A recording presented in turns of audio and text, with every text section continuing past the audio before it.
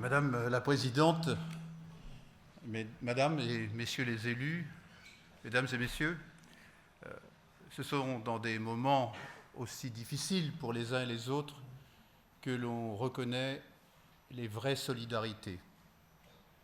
Depuis de nombreuses années, les démocrates iraniens travaillent à instaurer dans leur propre pays une démocratie respectueuse des droits des femmes et des hommes, travaillent à établir à terme un gouvernement qui permettra à cette grande puissance de rentrer dans le concert des nations et d'y occuper toute sa place.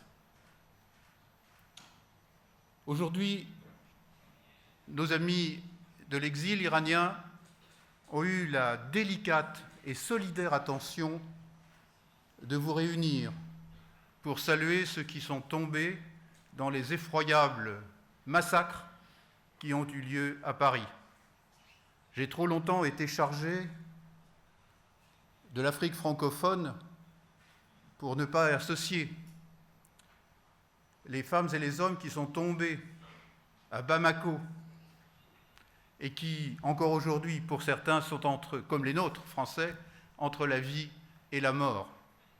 Je n'ai aucune qualité pour parler au nom du gouvernement français, mais j'ai été ministre de cette République et je sais quel effort il est nécessaire d'accomplir pour que toute cette région qu'on appelle le Sahel retrouve enfin un peu de quiétude et de paix. Il y a actuellement environ 3500 soldats français du Sénégal jusqu'au Tchad, à peu de choses près. Tout cela ne couvre pas la totalité des besoins en sécurisation et en particulier, à l'est de cette vaste région s'étendent des terres qui sont propices au développement de l'extrémisme politico-religieux.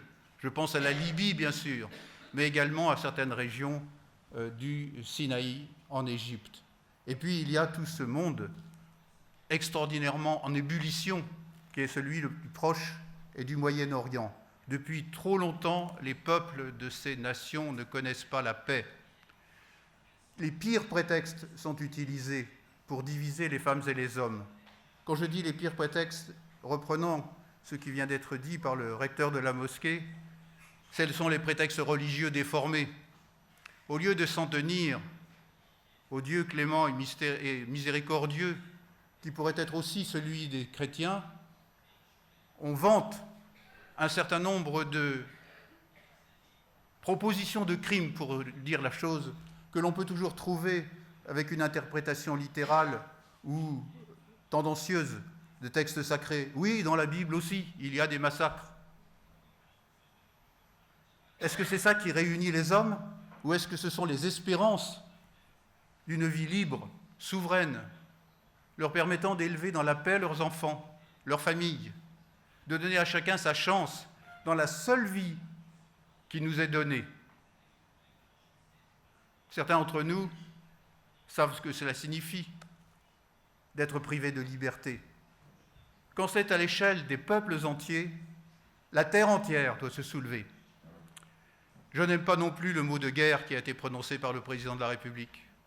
Et pour ne rien vous cacher, j'étais objecteur de conscience pendant la guerre d'Algérie. Ça ne me donne pas de titre de gloire. Mais je veux dire qu'il y a des guerres qu'il faut faire et d'autres qu'il faut éviter. Les guerres qu'on nous impose, on peut les éviter à condition que, sur le plan international, on fasse rempart de bonne volonté et en même temps qu'on néglige des différences qui nous ont depuis trop longtemps perturbés. C'est pourquoi je crois que, tout en saluant l'hommage que les exilés d'Iran rendent aux victimes des massacres commis en France, je ne peux terminer sans parler d'eux-mêmes qui subissent depuis tant d'années des persécutions insolentes, la dernière étant ce tir de missiles survenu sur le camp Liberty après tous les crimes commis contre les résidents d'Ashraf. Voici des hommes et des femmes qui ont choisi, est-ce qu'on peut dire choisi, qui ont voulu accepter cette forme d'exil pour mieux rebondir et rebâtir une cité et une nation prospère, heureuse et pacifique. Nous ne pouvons que saluer leur solidarité et l'élégance avec laquelle ils se tiennent toujours aux côtés de la France quand elle est dans le malheur.